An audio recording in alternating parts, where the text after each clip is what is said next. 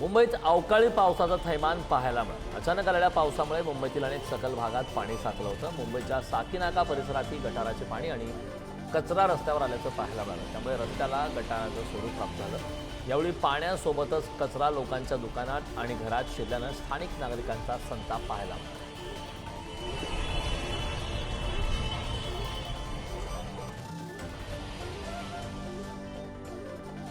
मुंबईच्या अंधेरी परिसरात जोरदार अवकाळी पाऊस झाला। यामुळे रस्त्यावर अक्षरशः कचरा आणि गटाराचं पाणी शिरलंय। मुंबईच्या अंधेरीतील मिलन सबवेत सुद्धा पाणी साचलं होतं।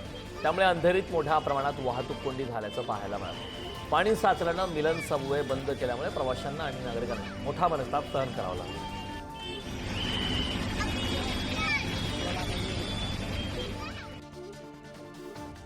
दहिसरमध्ये मुसळधार अवकाळी पावसाने हजेरी लावली। यावेळी झालेल्या जोरदार पावसामुळे दहिसर सबवेमध्ये गुडघापर्यंत पाणी साचल्याचं पाहायला मिळालं।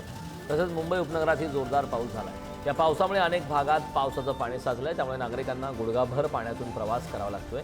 पावसाळा सुरू होण्याच्या सुरुवातीलाच नागरिकांना त्रास सहन करावा लागत असल्याने प्रशासनावर नाराजी व्यक्त करण्यात आली।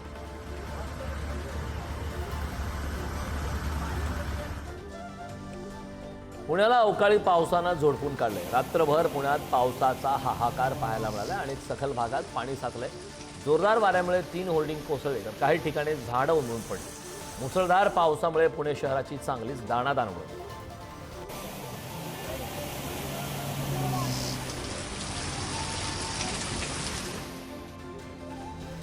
पुण्याच्या मध्यवर्ती भागातील स्वारगेट एसटी डेपोमध्ये रात्री पाणी साचलं होतं। तसेच काही काळ वीजही गायब झाली होती।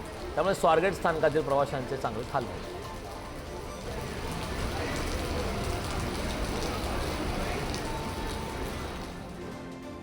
पुण्यात सोसाट्याच्या वाऱ्यासह मुसळधार पाऊस कोसळतोय। पुण्यात फुरसुंगीत एका सोसायटीच्या पार्किंगचे छत वाऱ्याने उडून गेले। त्यासोबत अनेक ठिकाणी पाणी साचण्याच्या घटना घडल्यात। यामध्ये कोणीही जखमी झालं नाही।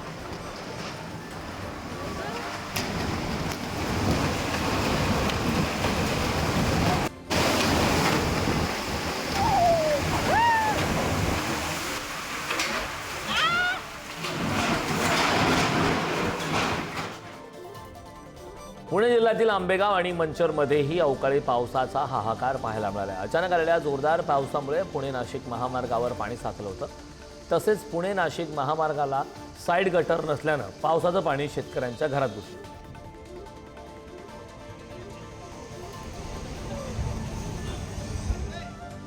पुण्यातील मुसळधार पावसामुळे अनेक सखल भागात पाणी साचलं होतं। पुणे सिंहगड रोडवर देखील पाणी साचल्यानं मोठी वाहतूक कोंडी पाहायला मिळाली। सिंहगड उड्डाणपुलाजवळ तब्बल 2 किलोमीटर लांब वाहनाच्या रांगा पाहायला मिळाल्या।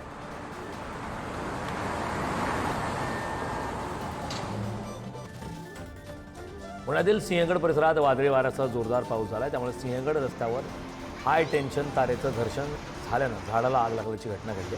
सिंहगड रस्त्यावरील तुषार पार्क सोसायटी कोल्हेवाडी परिसरात ही घटना घडली।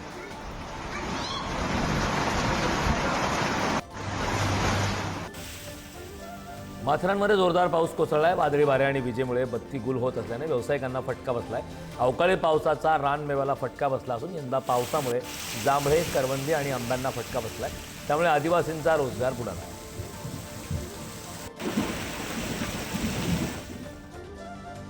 नवी मुंबईत विजांच्या गडगडाटासह जोरदार पावसाने हजेरी लावली। अचानक आलेल्या पावसामुळे नागरिकांची तारांबळ उडाली।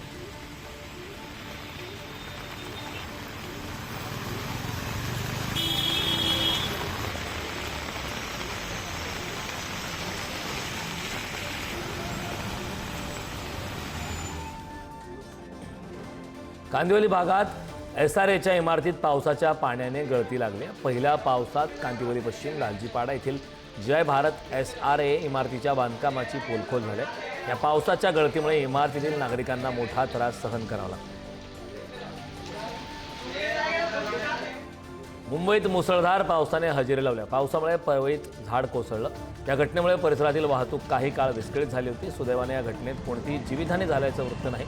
नागरिकांना झाडाखाली न उभं राहण्याचं आवाहन करण्यात आलं।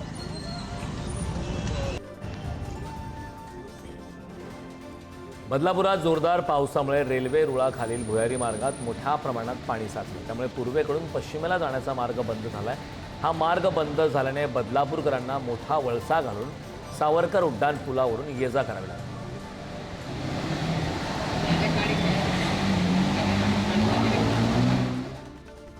अंबरनाथच्या न्यू भेंडीपाडा KT स्टील कंपनीजवळ भर पावसात विजेच्या खांबाला चिकटून विजेचा झटका लागल्याने एका तरुणाचा दुर्दैवी मृत्यू झालाय।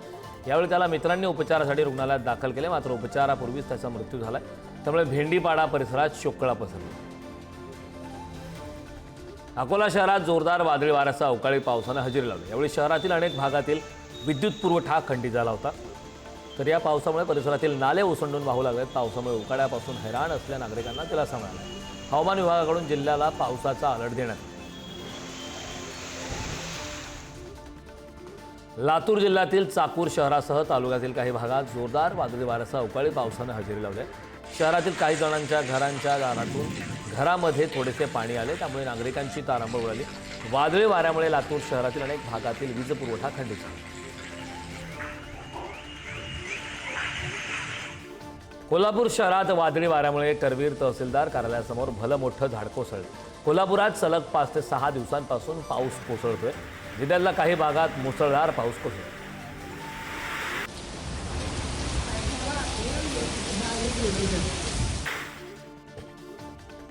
कोल्हापुरात अवकाळी पावसाने जोरदार हजेरी लावली। अनेक ठिकाणी नुकसानही झालंय। कोल्हापूर लक्ष्मीपुरी धान्य बाजार इथं काही धान्य दुकानात पाणी शिरलंय, त्यामुळे दुकानदारांचं मात्र मोठं नुकसान झालं। कोल्हापुरात सोसाट्याच्या वाऱ्यासह मुसळधार पावसामुळे मोठं नुकसान झालंय। अनेक ठिकाणी झाडं कोसळले, तर काही ठिकाणी रस्त्यावर गुडघाभर पाणी साचलं।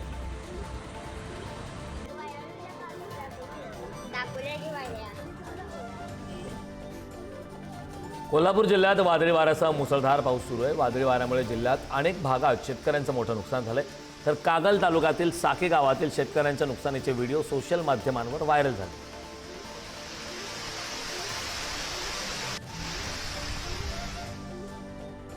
सांगलीत अनेक ठिकाणी मुसळधार पावसाने हजेरी लावली। मिरज आणि शिराळा तालुक्याला मुसळधार पावसानं झोडपून काढलंय।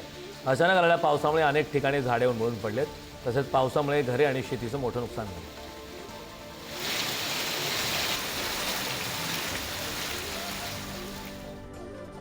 संभाजीनगरच्या वैजापूर शहरात जोरदार पाऊस झालाय, त्यामुळे अनेक घरात पाणी शिरलंय। या पावसामुळे नागरिकांची चांगली धांदल उडाली, तर नागरिक वसाहतीमध्ये पाणीच पाणी झालं।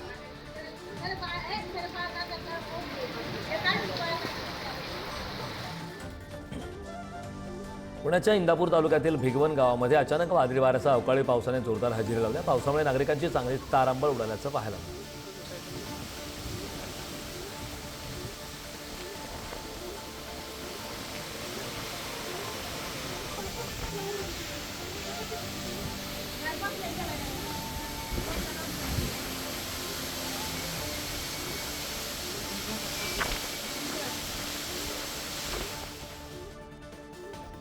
भंडारा जिल्ह्यात पावसाचं आगमन झालंय। जिल्ह्यात अचानक वादळी वाऱ्यासह अवकाळी पावसाने आगमन झाल्याने नागरिकांची चांगलीच तारांबळ उडाली आहे। या पावसाचा फटका मका उत्पादक शेतकऱ्यांना बसणार आहे।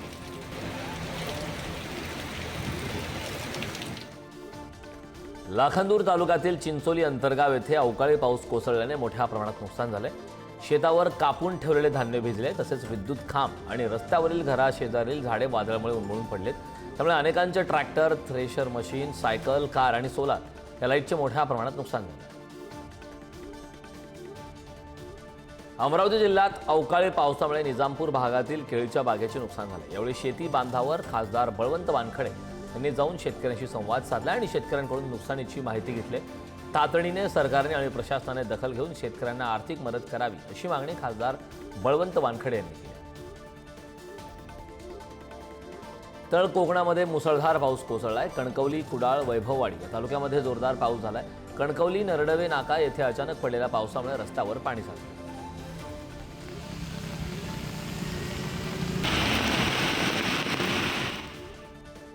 नाशिक शहर आणि परिसरात पुन्हा मुसळधार पाऊस कोसळलाय। पावसामुळे रस्त्यावर ठिकठिकाणी पाणी साचले, तर काही ठिकाणी झाडे कोसळल्याने वाहतुकीला अडथळा निर्माण झाला।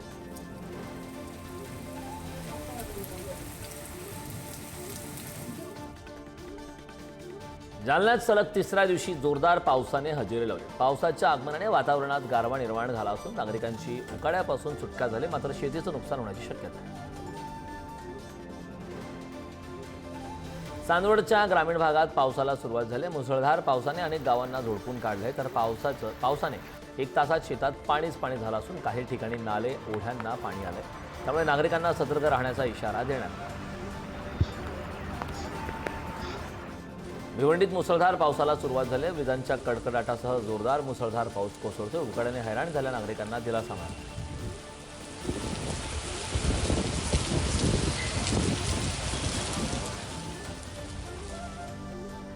अवकाळी पावसाचा कोकण रेल्वेला चांगलाच फटका बसला. कोकण रेल्वे मार्गावर वेरवली विलवडे स्टेशन दरम्यान दरड कोसळले. रेल्वे गाड्या ठिकठिकाणी थांबून दरड हटवण्याचं काम युद्धपातळीवर सुरू. लोणावळ्याला अवकाळी पावसानं चांगलं झोडपलं. अचानक आलेल्या मुसळधार पावसाने लोणावळा बाजारपेठेत नागरिकांची धांदल उडाली, तर काही ठिकाणी झाडे पडल्याच्या घटना घडल्या.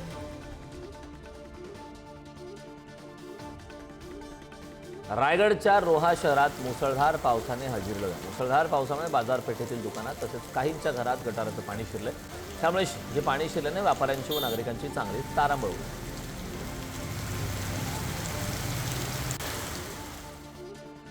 साताऱ्यातील कोरेगावात पावसामुळे ओढ्या नाल्यांना पूर आलाय. वादळी वाऱ्यामुळे अनेक भागात पावसाने हजेरी लावली असून अनेक ठिकाणी रस्त्यावर झाडाच्या फांद्या पडल्यात, तर सखल भागात पाणी साचल्याने नागरिकांची चांगलीच तारांबळ उडली.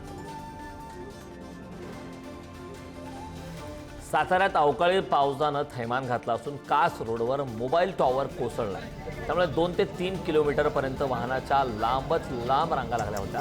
टॉवर गाडीवर कोसळून 4 ते 5 दुचाकींचं नुकसान झालं. या घटनेत 2 जण जखमी झाले. मान्सूनला अद्यापही वेळ असली तरी मान्सूनपूर्व पावसाने गोव्याला जोरदार पाऊस सुरू आहे. पावसाने अनेक मुख्य रस्त्यांवर आणि सकल भागांमध्ये पाणी साचले. यामुळे अनेक भागात जनजीवन विस्कळीत झालंय. तर मान्सूनपूर्व पावसाच्या तयारीसाठी मुख्यमंत्री डॉक्टर प्रमोद सावंत यांनी 2 दिवसांपूर्वी संपूर्ण आपत्कालीन यंत्रणेला सतर्क केलं.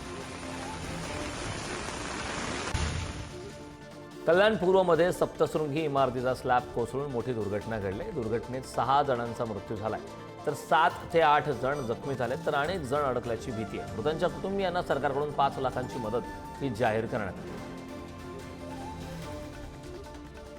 मुंबईतील बोरिवली पश्चिम येथील एक्स मेट्रो स्टेशन खालील लिंक रोड अचानक नाल्यात कोसळलाय. नाल्यात बीएमसीचे काही काम चालू होते, त्यामुळे रस्ता अचानक नाल्यात कोसळला. यामुळे लोकांना ये जा करण्यामध्ये अडचणी येत आहेत. रस्ता खचल्यामुळे वाहतूक सुलभ करण्यासाठी रस्ता वळवण्यात आला. पुण्यात विद्युत पोलचा शॉक लागून वारजेच्या माळवाडी 10 वर्षाच्या मुलाचा मृत्यू झाला. मयंक प्रदीप आढागळे असं मृत्युमुखी पडलेल्या बालकाचं नाव आहे. वारजे माळवाडी येथे मुसळधार पावसात विद्युत पूलमध्ये उतरला होता. तर विद्युत पूलमध्ये करंट उतरला होता. मयंक याच पोलचा धक्का लागल्याने त्या मयंकचा जागीच मृत्यू झाला. मंत्रिमंडळाच्या बैठकीत नवीन गृहनिर्माण धोरणाला मंजुरी देण्यात आली. माझे माझा अधिकार या संकल्पनेतून 5 वर्षात 35 लाख घरं बांधण्याचा निर्णय राज्य शासनाने आज मंत्रिमंडळाच्या बैठकीत घेतला. मुंबईत तंत्रज्ञानाचा वापर करून कॉमस्प्रेड बायोगॅस प्रकल्पाची उभारणी करण्याबाबत मंत्रिमंडळामध्ये निर्णय घेण्यात आला आहे. या प्रकल्पासाठी देवनार येथील भूखंड सवलतीच्या दरात भाडेपट्ट्याने उपलब्ध करून देण्याबाबत निर्णय घेण्यात आला. राष्ट्रवादीचे नेते छगन भुजबळांची अखेर मंत्रिमंडळात एंट्री झाली. भुजबळांनी मंत्रिपदाची शपथ घेतली. त्यांच्याकडे धनंजय मुंडेंकडे असणारं अन्न आणि नागरी पुरवठा खातं दिलं जाणार असल्याची माहिती. शपथ घेतल्यानंतर मंत्री छगन भुजबळ यांनी मंत्रालयात येऊन त्यांच्या दालनाची पाहणी केली. मंत्रालयाच्या 2ऱ्या मजल्यावरील 204 या दालनाची भुजबळांनी पाहणी केली. हेच दालन धनंजय मुंडेंना देण्यात आलं होतं. मात्र अखेर 2 महिन्यांनी बंद असलेला कक्ष हा खुला करण्यात आला.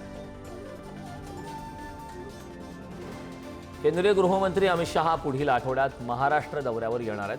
भारत पाक युद्धानंतर शहांचा पहिलाच महाराष्ट्र दौरा असणार आहे. त्यावेळी अमित शहा 26 मे रोजी नांदेडमध्ये जाहीर सभा घेणार आहेत. तर मंत्री अतुल सावे यांनी जाहीर सभेच्या तयारीचा आढावा घेतला. इंदापुरातील श्री छत्रपती साखर कारखान्यावर पुन्हा एकदा अजित पवारांचे वर्चस्व पाहायला मिळाले. त्यांचे 21 पैकी 21 उमेदवार मोठ्या मताधिक्याने विजयी झालेत. कारखान्यावर जय भवानी माता पॅनलची एक हाती सत्ता आली. जय भवानी माता पॅनलनं छत्रपती बचाव पॅनलचा सुपडा यावेळी या निवडणुकीमध्ये साफ केला. दहिवडीच्या नगराध्यक्षपदी भाजपच्या नीलम जाधव यांची बिनविरोध निवड करण्यात आली. सागर पोळ यांच्या विरोधात भाजप राष्ट्रवादीच्या 14 नगरसेवकांनी अविश्वास ठराव मंजूर केल्यानंतर नगराध्यक्षपदाची निवडणूक पार पडली. वाहनधारकाकडे स्वतःची पार्किंग व्यवस्था नसेल तर ती संबंधित स्थानिक स्वराज्य संस्थेने उपलब्ध करून देणं गरजेचं आहे. त्या दृष्टीने प्रत्येक महापालिकेने त्यांच्या उद्याने आणि मैदानांच्या खाली पार्किंगची व्यवस्था निर्माण होईल अशा पद्धतीने रचना करावी असं निर्देश परिवहन मंत्री प्रताप सरनाईक यांनी दिले. अरुण डोंगळे यांनी गोकुळ अध्यक्षपदाचा अखेर राजीनामा दिला. मुख्यमंत्री फडणवीस आणि उपमुख्यमंत्री अजित पवार यांची भेट घेऊन त्यांनी राजीनामा देण्याचं नाकारलं होतं. मात्र इतर संचालकांनी विरोध केल्याने त्यांनी अखेर राजीनामा दिला.